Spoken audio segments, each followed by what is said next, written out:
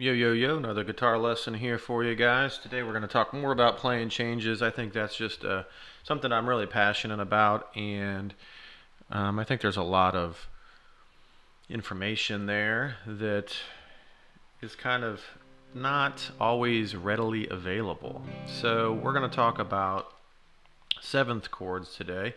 In particular, now they all work in a similar way. We're just going to focus on a major seven chord.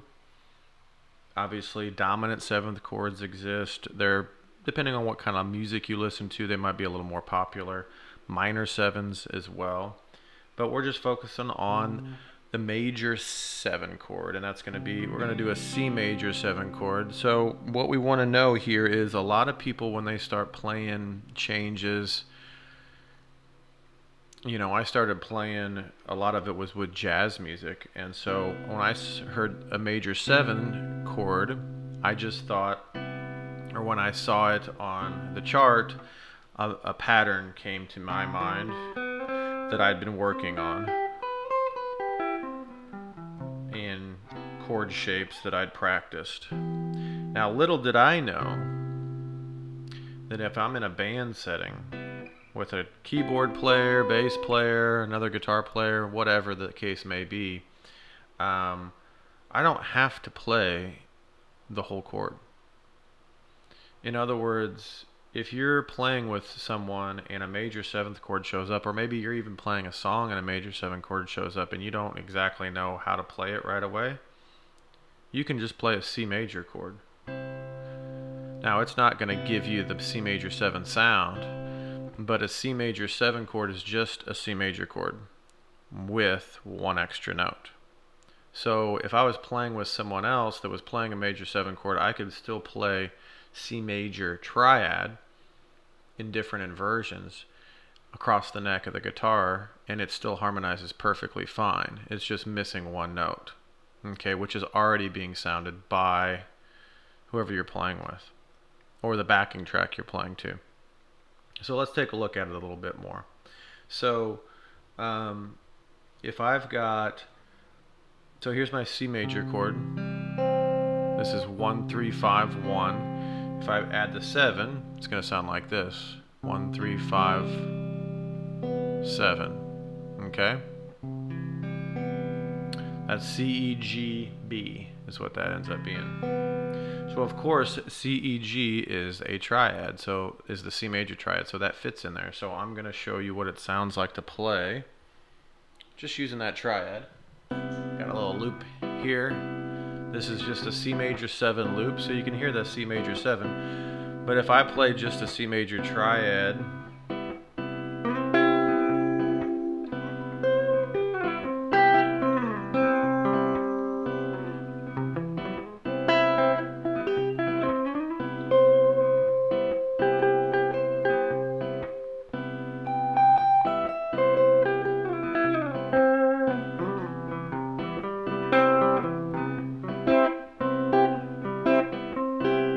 so you can hear that that sounds perfectly fine, and in some cases that might be desired. So another way to look at it is we could see that if you take the C away, the root note, you're left with E, G, B, which is an E minor triad. So if you want to add that 7th in there, if you want to get the 7, which typically if there's a C major 7 sound, you want that 7 in there. You could think of it as E minor triad. So check this out. Play these E minor triads.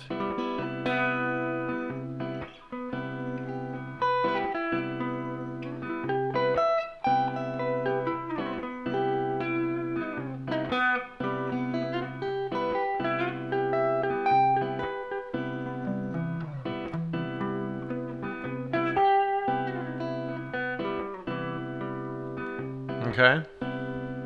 Now let's actually, before I change it, let's mix. So C major, E minor,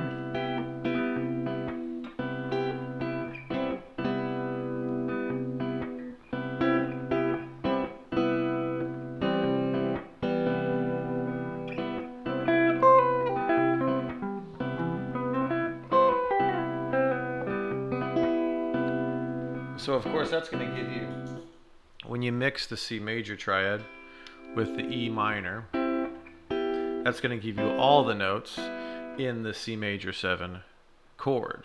Okay?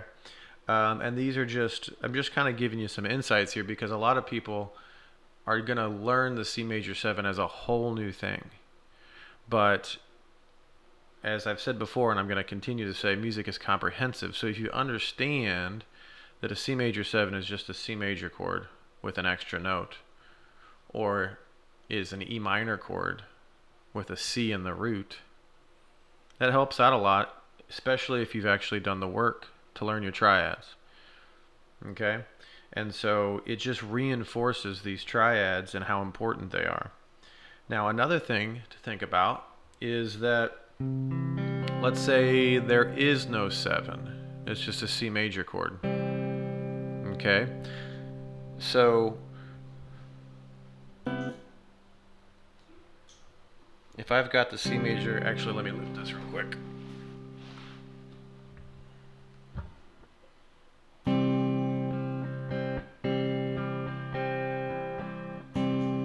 So that's my C major chord.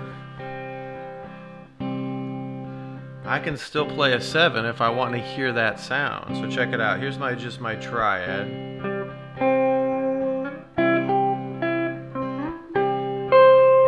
Now here's the 7.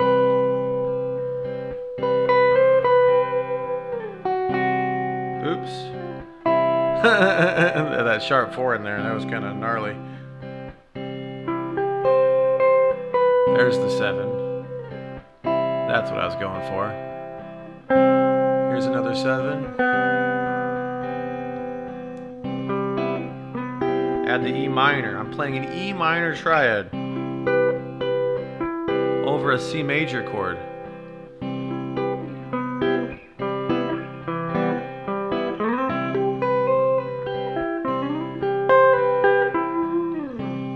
And that's just the C major chord I'm playing there. Or that's what's in the loop. So there's a different ways to look at it. If there's a lot of, you could see the chord is got 4 notes. You don't have to play all 4 notes. If the chord only has 3 notes, you can play a 4th note and get it to sound like a major 7 chord. Now it depends on the context of the song. If the song is not in C major, and maybe it's an F, and that C is going to be wanting that flat 7, then it's going to sound not correct. So that's something you're going to have to learn with experience and play around with, and that's a little more for another lesson. But I'm just kind of letting you guys know, like, I think there's a misconception that you see when we see a chord, okay, this means exactly this. This means I have to play this. But in reality, if you understand how the chord is built, you can do whatever you want with it, and you can see it from all these different angles. In fact, you know, you could get away with, if you had a beginner guitar player playing jazz, if someone was playing with them, or maybe just like Autumn Leaves kind of thing, or let's just do a 2-5-1. Now if I just did A minor, D, G. Now obviously it doesn't have the depth that you get with those 7th notes, but if you were playing with someone who was hitting those, and especially if you were, like I said, if you're a beginner and you're just trying to get by and you're playing with people, just throw in the triad, A minor triad, D major triad to G major triad. That still works. In a way, it still harmonizes. That's kind of the point of this lesson. Now there's going to be, you know, it's an art form. That's what I want to get across. It's an art form. Do whatever you want, but understanding is going to give you more options. And I hope this video helps. And if you guys have any questions about any of this, just hit me up in the comments. I still have some openings for one-on-one lessons, so don't be afraid to reach out. Peace.